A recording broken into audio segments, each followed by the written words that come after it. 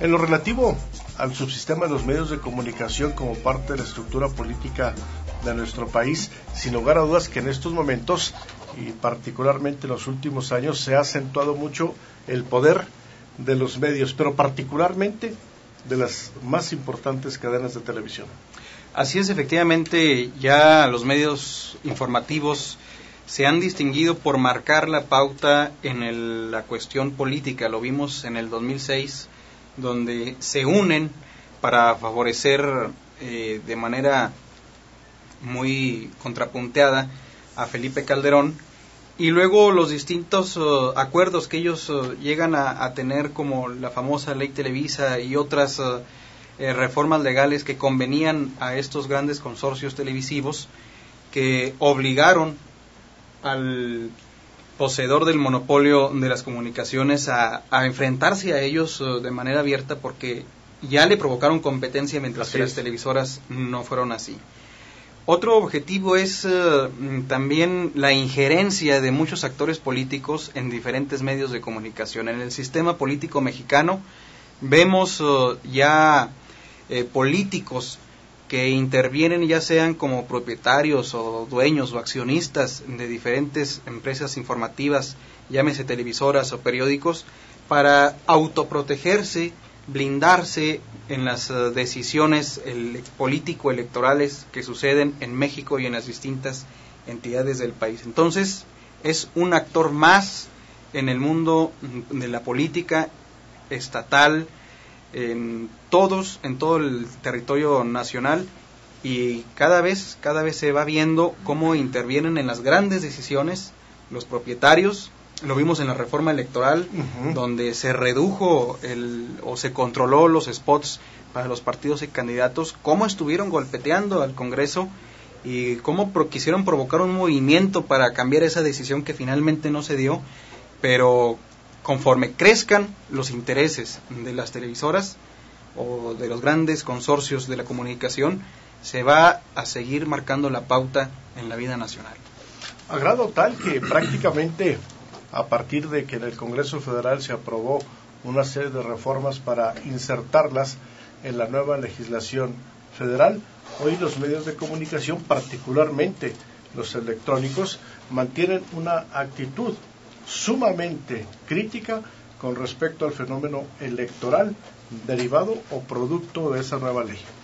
Y está perfectamente claro que las campañas en todo el país no han prendido, porque el gran ausente de este juego político son los medios electrónicos.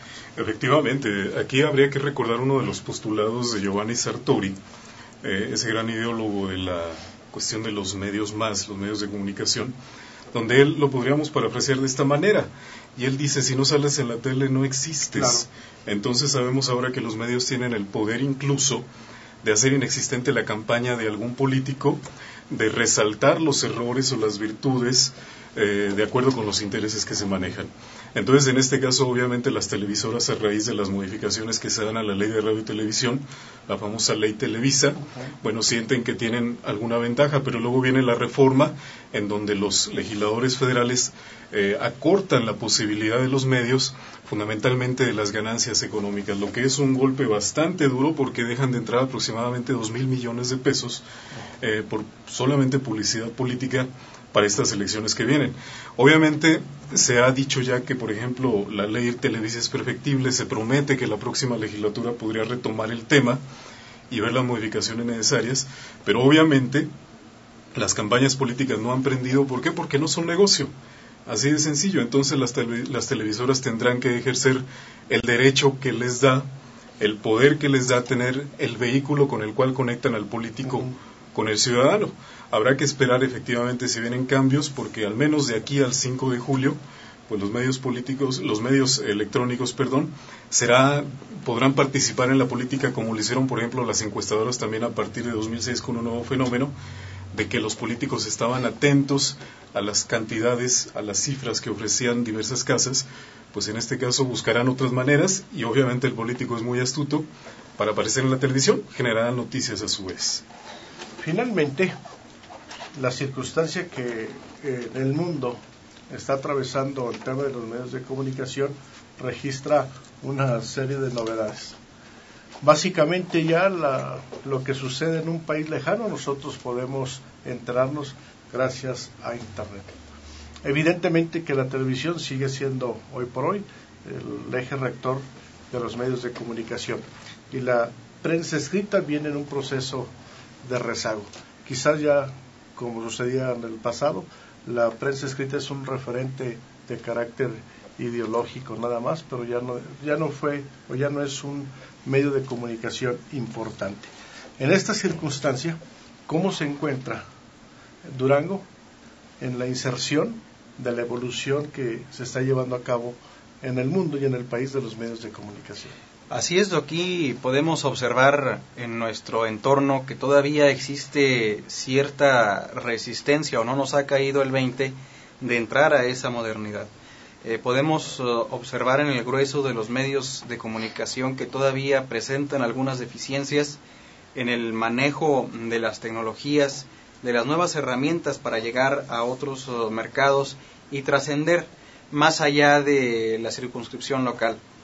Lamentablemente, la falta de movilidad económica en la entidad, o al menos en Durango Capital, que todo está en que quien lleva el motor del crecimiento económico pues son las autoridades, el gobierno estatal y municipal o los entes de autoridad como el Congreso o el Poder Judicial, y ante la carencia de iniciativa privada, pues son prácticamente los que sostienen mediante los convenios de publicidad, las inserciones pagadas, el trabajo diario e informativo de los medios de comunicación.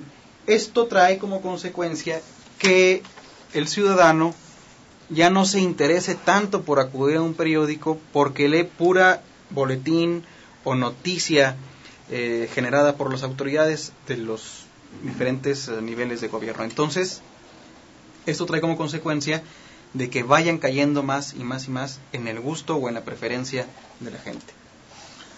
Ante esta circunstancia donde el que no se renueva, el que no se encuentra a la altura de los cambios que se han venido generando, pues provoca que ingrese un proceso de agonía que finalmente el desenlace puede ser el cierre o la muerte.